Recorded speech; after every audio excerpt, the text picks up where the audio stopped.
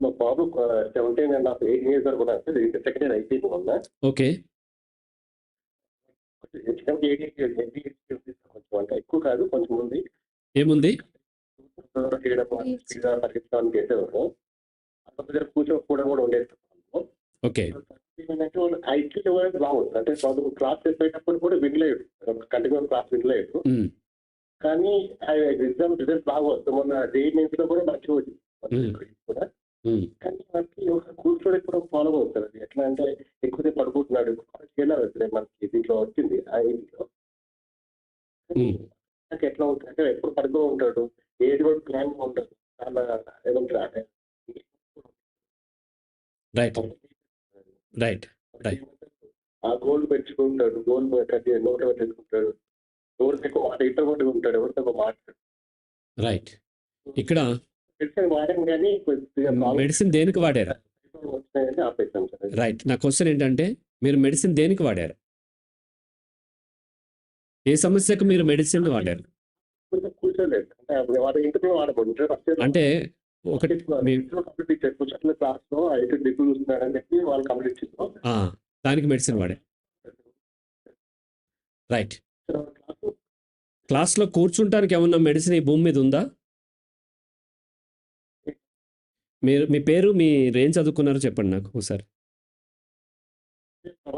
ప్రభాకర్ గారు. ఏం చదువుకున్నారు మీరు? ఓకే. ఒకసారి మీరు లాజికల్లీ ఆలోచించండి. ఈ భూమి మీద క్లాస్‌లో కూర్చుంటానికి ఏదన్నా మెడిసిన్ ఉంటదా? మరి ఏం వాడారు మీరు మెడిసిన్? ఫస్ట్ మనల్ని మనం చీట్ చేసుకోవద్దు. మెడిసిన్ వాడాను అన్నారు కదా!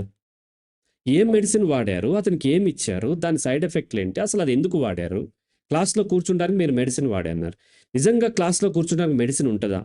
ఎవరిచ్చారు ఆ మెడిసిన్? ఎందుకు ఇచ్చారు?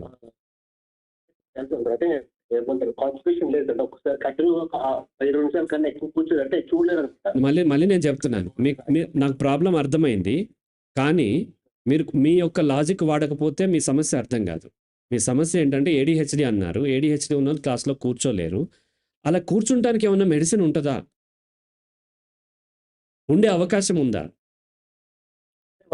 చిన్నప్పుడైతే ప్రాబ్లం ఉంటుంది. అటు ఇటు దూకేవాడు చిన్నప్పుడు. కాబట్టి ఒకరు కూర్చున్నారు కానీ ఏదో వాళ్ళ దిక్కులు చూడడం, ఆలోచించడం, చేయబెట్టుకొని అమ్ముతారు. అదే దిక్కులు చూడకుండా క్లాస్‌లో ఫోకస్ చేసే మెడిసిన్ ఉంటే ఈ కాలేజీలన్నీ ఆ మెడిసిన్ అందరి పిల్లలకి ఇచ్చేస్తుంది కదా! మరి సైకియాట్రిక్ మెడిసిన్ ఇష్టం వచ్చినట్టుగా ఇవ్వద్దు. ADHD is not psychiatric problem, not psychological problem. Right? మీ యొక్క పేరెంట్స్ అండ్ సొసైటీ యొక్క రాంగ్ లైఫ్ స్టైల్ వల్ల పిల్లలు సఫర్ అవుతున్నారు. మీరు మార్చుకోకుండా పిల్లలకి మందులు ఇవ్వటము, క్లాస్‌లో కూర్చోడానికి మందులు ఇవ్వటం, ఐక్యూ అన్నారు చూడండి, ఐక్యూ టెస్టులు చేయించడం, ఇదంతా కూడా యాక్చువల్లీ క్రైమ్. పిల్లల మీద మీరు చేసేటువంటి క్రైమ్. ఫస్ట్ ఏడీహెచ్డీ మీద అవగాహన పెంచుకోండి. ప్రాపర్ కౌన్సిలర్ని కలవండి. Parents, not kid. సమస్య కిడ్లో లేదు, పేరెంట్స్లో ఉంది. పేరెంట్స్ కొంత అవేర్నెస్ పెంచుకోండి. దెన్ తగిన మార్పులు పేరెంటింగ్లోను, నెక్స్ట్ లైఫ్ స్టైల్లోనూ మీరు ఆ కిడ్కి చేయాల్సిన అవసరం ఉంది. చేసిన తర్వాత ఆటోమేటిక్గా అతనిలో మార్పు వస్తుంది. అలా కాకుండా ఎక్కడో పోయి ఎవరు ఏ మందులు అమ్మితే ఆ మందులు వేసేసుకుంటే ఆ జీవితాలు నాశనం అవుతాయి. అతను సైంటిస్ట్ జువాలజీలో. పిల్లవాడు స్కూల్కి వెళ్ళట్లేదని సైకియాట్రిక్ మెడిసిన్ ఇచ్చాడు. అంటే మెడిసిన్ వేసుకుంటే స్కూల్కి వెళ్తారా? చిన్నపాటి లాజిక్ కదా, పిల్లల జీవితాలు కదా, మీ యొక్క లాజిక్ వాడాలి కదా.